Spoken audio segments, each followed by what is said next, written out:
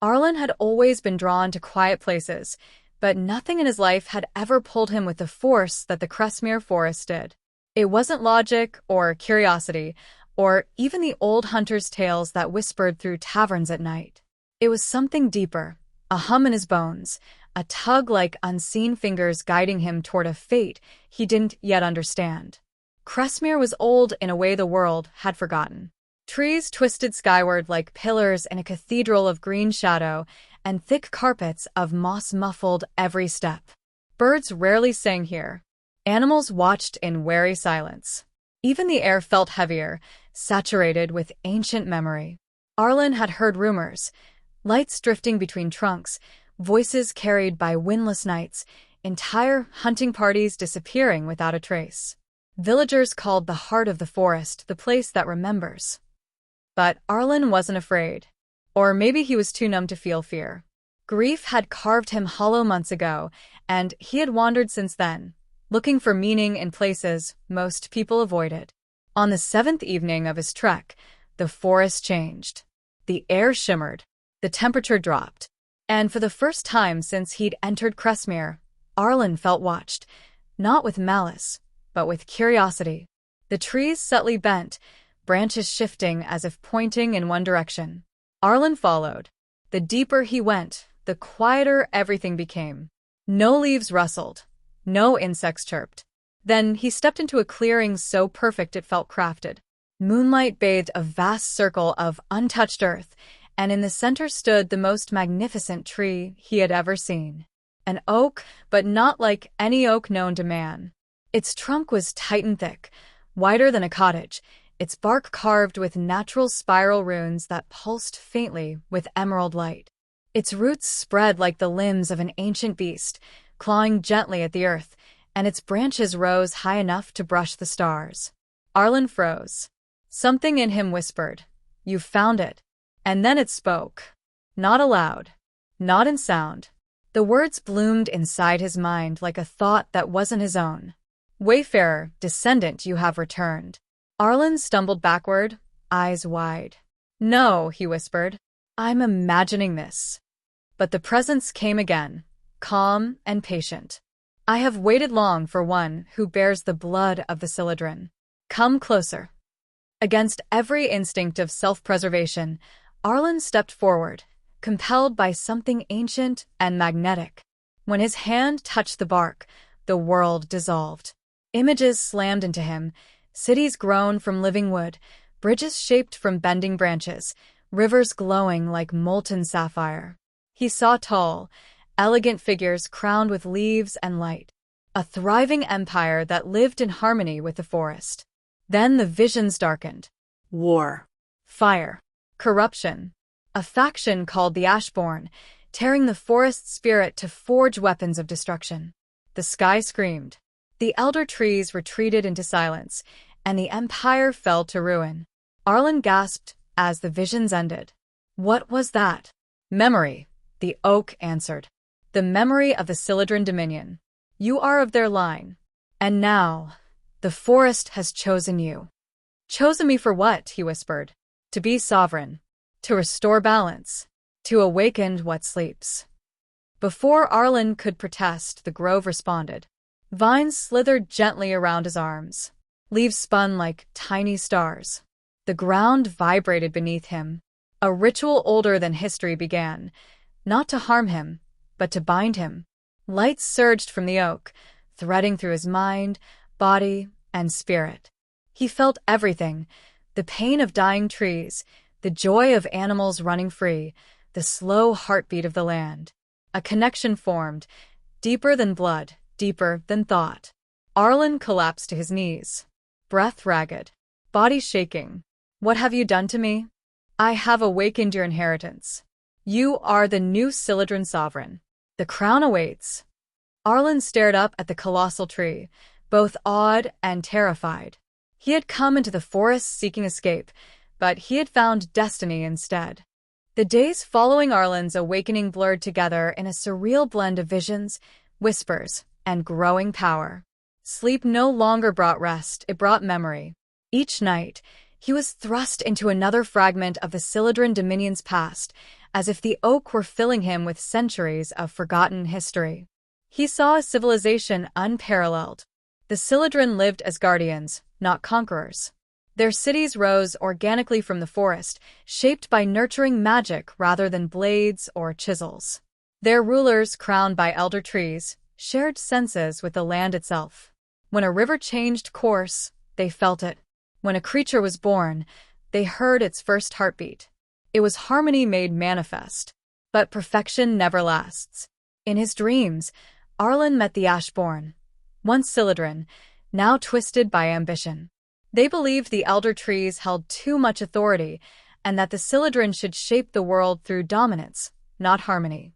Their leader, King Valker, had harnessed corrupted spirit essence to forge weapons capable of wounding even ancient trees. Arlen watched as the Dominion burned. Forests withered. Rivers turned black. The sky filled with ash. In desperation, the elder trees withdrew their spirits, sealing themselves in a deep slumber to prevent further corruption. Without their guidance, the Dominion collapsed, its people scattering into the early human tribes. And now, centuries later, a descendant stood before the last awakened elder root. During the day, Arlen trained. The oak's whispers guided him, helping him sense the emotions of animals, detect the health of plants, and control vines with intention. But power came at a cost. His senses were overwhelmed by the world's pain. He felt every dying forest on Earth, every polluted river, every species hunted to extinction. It was agony, but it was also purpose. "You said the Ashborn are gone," Arlen murmured one evening, sitting at the base of the oak. "They are not gone," the oak replied. "They are dormant, buried beneath corrupted earth. But they stir now that I have awakened, now that you have been chosen." A chill slid down Arlen's spine. "So they're coming back?" "They will try." Arlen clenched his fists. "Then I'll stop them. Somehow." Not alone. The oak showed him new visions, faces of others across the world who unknowingly possessed Syladrin ancestry. Some could hear whispers in forests. Some could sense spirits in water. Some dreamed of trees towering above stars. "They must be gathered," the oak said. "They will become your counsel, your guardians, your companions." Arlen exhaled slowly. He had come to Cresmere a broken man with no reason to continue. Now the fate of an ancient empire, and perhaps the world, rested on his shoulders. The more he learned, the clearer it became. He had not been chosen by accident. He had been destined. No Syladrin sovereign could rule without enduring the 3 living trials, a tradition as old as the elder trees themselves. And now, with the Ashborn stirring beneath the earth, the trials had to begin. The grove transformed into an arena of shifting roots and glowing air. The trial of roots, the test of self. Arlen was plunged into memories he had tried to bury. He saw his childhood home. He saw the faces of his parents, lost in a tragedy he had never healed from. He saw himself alone, wandering through life with a hollow heart. But this trial wasn't about suffering. It was about acceptance. "Let the roots of your sorrow feed the tree of your strength," the oak whispered. Arlen faced his grief, embraced it rather than running, and at last, the forest released him. The trial of branches, the test of judgment. Illusionary spirits appeared, each presenting impossible choices. A village was burning, but saving it meant abandoning a sacred grove. A wounded deer bled beneath arrows, but the hunter insisted he had a family to feed. A traitor pleaded for mercy, but the forest warned he would betray again. No choice was clear. No answer was perfect. And that was the point. Leadership wasn't about flawless decisions. It was about bearing the weight of flawed ones. Arlen passed the trial only when he whispered, "I will choose, and I will carry the consequences." The trial of Crownfall, the test of spirit. This trial nearly killed him. A shadow rose from the earth, the wraith of a corrupted Syladrin king, one who had embraced the Ashborn's power. Its presence choked the air. Its voice echoed with hatred. "You are unworthy," it hissed. They clashed, Arlen wielding living vines and radiant essence, the wraith wielding shadows and corrupted flame. Arlen was overpowered. The wraith's blade of shadow struck him down, but as darkness closed around him, the oak intervened, flooding his body with healing light. "You are not finished," the oak said. "Rise." Arlen stood, summoned every spark of the forest within him, and shattered the wraith with a cry that shook the grove. When the trial ended, the forest bowed. Animals knelt. Leaves swirled around him like a coronation veil. A golden circlet of living leaves grew from the oak, resting gently upon his brow. Arlen had become the rightful Syladrin sovereign. The earth cracked open 3 nights after Arlen completed the trials. A low rumble spread through the forest. Animals fled. Trees bent in warning. Arlen felt the disturbance, like a shard of ice in his spine. The Ashborn were awakening. Beneath Cresmere, blackened roots writhed upward, pulsing with corrupted energy. Pale, wraith-like figures clawed their way from the soil. Once Syladrin, now hollowed by hatred. Their eyes glowed like dying embers. Arlen stood before them, crown gleaming with green fire. "This forest is under my protection," he said. The Ashborn hissed in unison. Another false king. The battle erupted. Trees uprooted themselves to fight. Their roots slammed into the ground like living spears. Wolves and stags charged beside Arlen, eyes glowing with spirit light. Arlen summoned vines that lashed like whips, creating shields of leaves hardened by magic. He felt the forest flow through him, its strength, its fury, its longing to heal. But the Ashborn leader, a towering wraith with cracked armor, strode forward and roared, "I am Velker, last king of the Ashborn. You are nothing but a mortal pretending to wear our crown." Their duel shook the grove.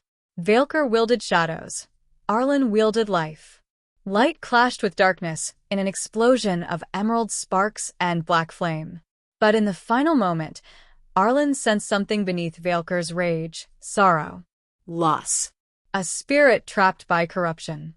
"I won't destroy you," Arlen whispered. "I'll free you." He placed his hand on the shattered king's chest, channeling pure forest essence. Light poured from Arlen like the dawn breaking open. The corruption burned away. Velker's ghostly form flickered, then softened. "Thank you, Sovereign." With a final bow, the last Ashborn dissolved into drifting silver light. The remaining spirits followed, freed at last. Silence settled. Peace returned. The oak's voice filled the grove. The Dominion rises again. Arlen stood tall, crown glowing, the forest awakening around him. He was no longer a wanderer, no longer lost. He was the ruler of an ancient legacy and the first king of a new era.